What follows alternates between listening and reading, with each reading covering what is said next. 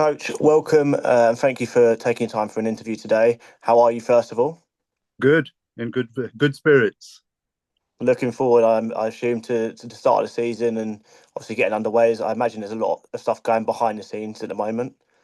Yeah, it's organising the staff, looking at the schedule, looking at practice plans, just having an overview at the moment before we finally get on the field and start working with the players. Yeah, and obviously on New Year's Day you were announced as the head coach, so congratulations on that. How did that all come about? What was the process like in terms of the interviews?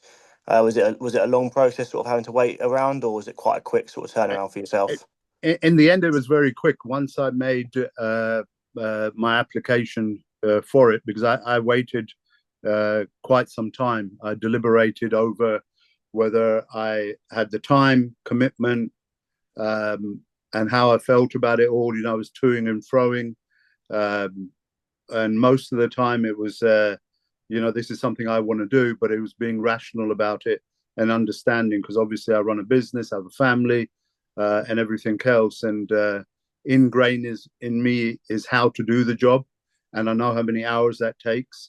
So yeah, it was that part of it was difficult, but it really, after two workouts before Christmas with the players and being on the field, answered my questions. Yeah, I imagine like you said, with family and business and stuff like that. On the other side, it's time you need to dedicate to make sure that you're giving your side of it, and making sure that they're getting the best side of you, as well as you expect from the players as well. So that time element needs to be met before you sort of go on and take the job, I assume. Well, I think that the number one thing for me, and I don't know if it's the same for all head coaches, is that the job of the head coach is to share the vision and navigate that path, and to build relationships and have communication. And to do that, it's not a sometime thing, it's an everyday thing. And it's every day from the time you take the job, regardless of whether you're being paid in the pros or like us, so-called hobby. I don't look at football as a hobby, but so-called hobby. Got to try to be as professional as possible. So it's an everyday thing. And obviously, like you said, it's the first season as a head coach for the team. What are your goals sort of on and off the pitch this season, and what can people expect from your kind of team that are coming to watch you?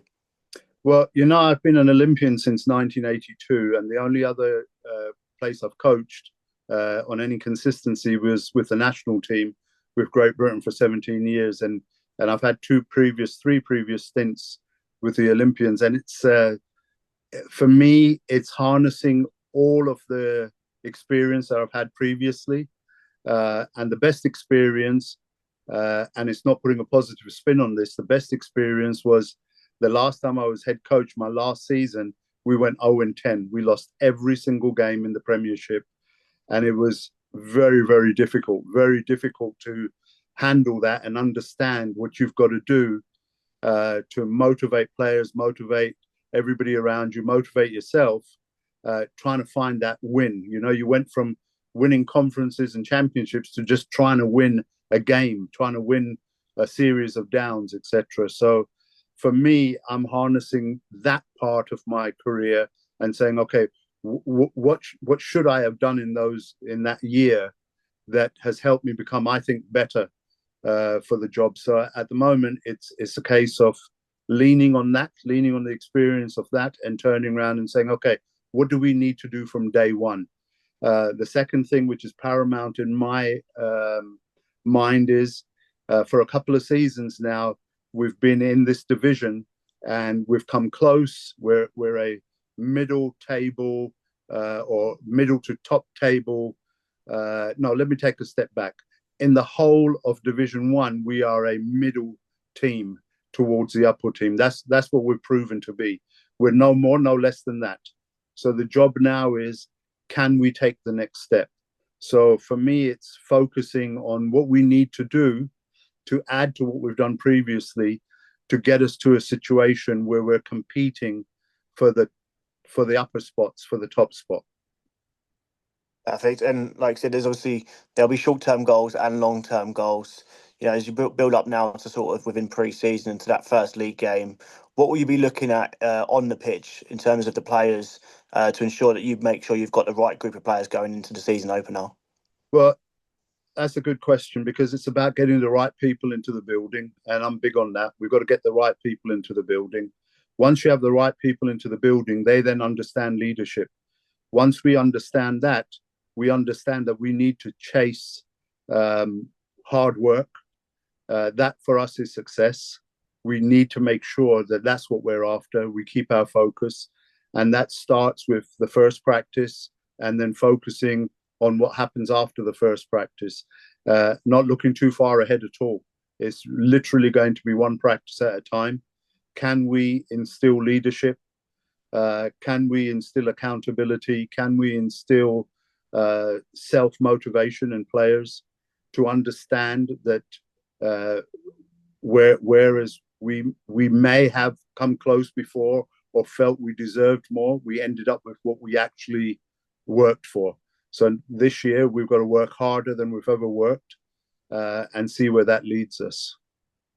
And you spoke about that, just obviously instilling leadership into the group. How important is it that you also have coaches around you and other staff members, just to make sure there's a good group of and core group of players as well, to make sure that the levels stay high throughout the season, especially if there's any lows?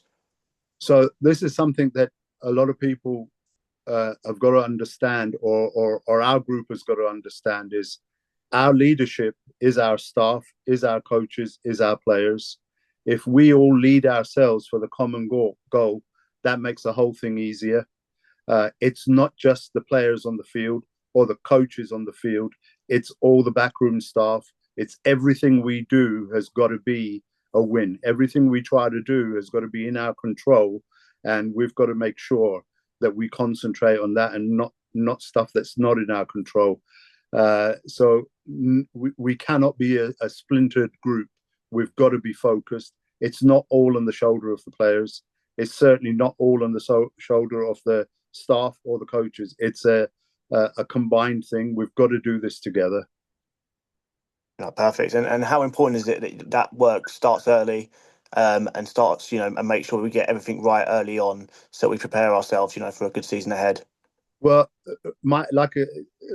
alluding back to what I said to you previously, is my job is to share that vision, is to understand what the road to 2025 is going to look like, and the non-negotiables. That's my job to get across, and that's going to happen in the first team meeting, which is happening next week.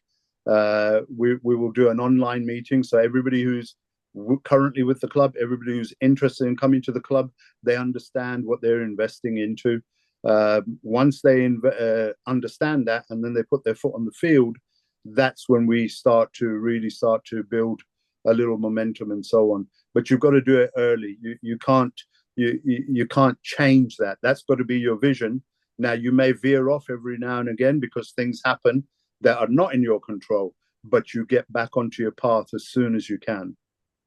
No, exactly. And obviously, in terms of the league this season, mid-table finish last season, will there be any games you'll be sort of like pinpointing, or will it just be sort of focusing on yourself and you keep it all in house and do what you can do, and whatever you can do, that will be the best that the team's got, basically? The biggest mistake you can make, right, is to single out teams. It's like singling out the best player, taking that focus away. Our focus has got to be whoever's in front of us, one game at a time. We've got to play them all. There's no getting away from that. So of course, there's going to be different strategies depending on what teams do, but our focus is on one game at a time. And if we can do that, build that block one game at a time, then that can take us as far as we deserve to go with the amount of work we put in. Yeah, exactly. I mean, in terms of your sort of personal aims, I guess, obviously, like you said, you've been a head coach and you went 0-10, and you said obviously it was an important lesson you can now build on from that. Is there any sort of like personal objectives you're just putting in for yourself, just to sort of, like a bit more extra motivation at all, or is it just sort of just down to work with the team and obviously the team's success? So I was thinking about this earlier today, actually, in terms of what do I want? The bottom line for me is team first. That's what I want. I want to put the team first. This isn't about me. This is not about looking at my 0-10 and trying to turn that around, etc. It's not about that. To say that it may not be somewhere in the back of my mind or something like that, I would probably not be telling you the truth. Of course, it's there, but I never dwell on that. I've never really thought about it in that sort of, as some kind of stain. But for me, it's about what have been the winning formulas for me in the past. And it was always putting the team first, understanding we have to be honest. All right. We've got to have leaders, providers, and protectors of the team, of each other, of being a unit. And if I start putting myself first, then that breaks that leadership down straight away. So this is not about me. It's about people. We have good people in the building already. We need to add more good people. We need to change some attitudes in terms of hobby versus sport. This is a sport that a player can easily get injured and never play the sport ever again, or any sport, because of that physicality. So for me, in a hobby, you shouldn't have that kind of risk. So this is more than a hobby. I don't know what the word would be. So it's always about putting the team first. It's always about putting people first. It's always about learning lessons in life. That's what I'm going to be looking to do.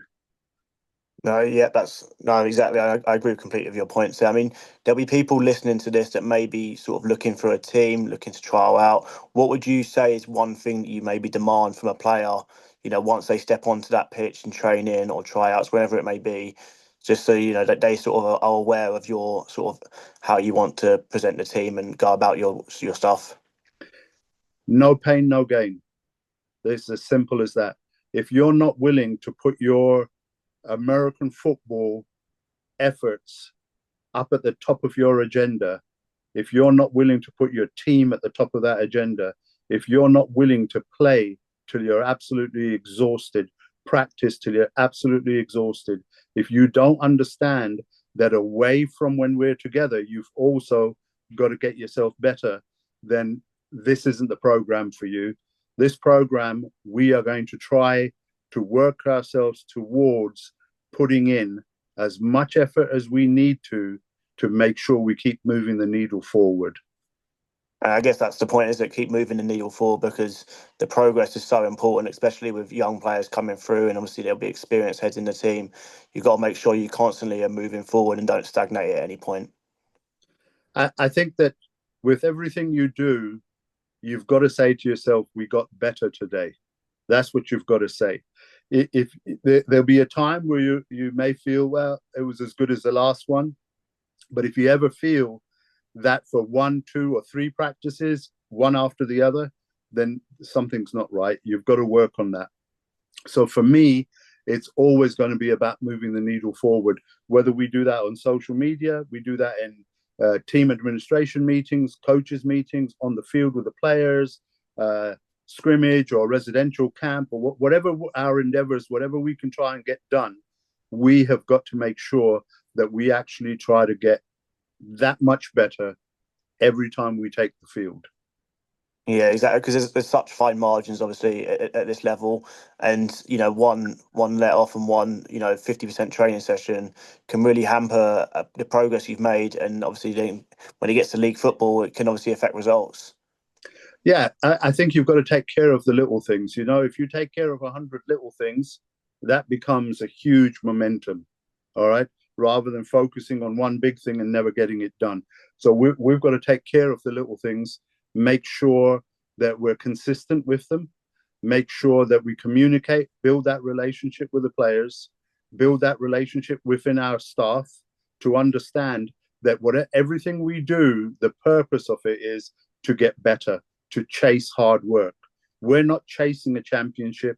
We're not chasing something that is way down the road. We want to chase hard work, which is right in front of us. And that's what we need to do.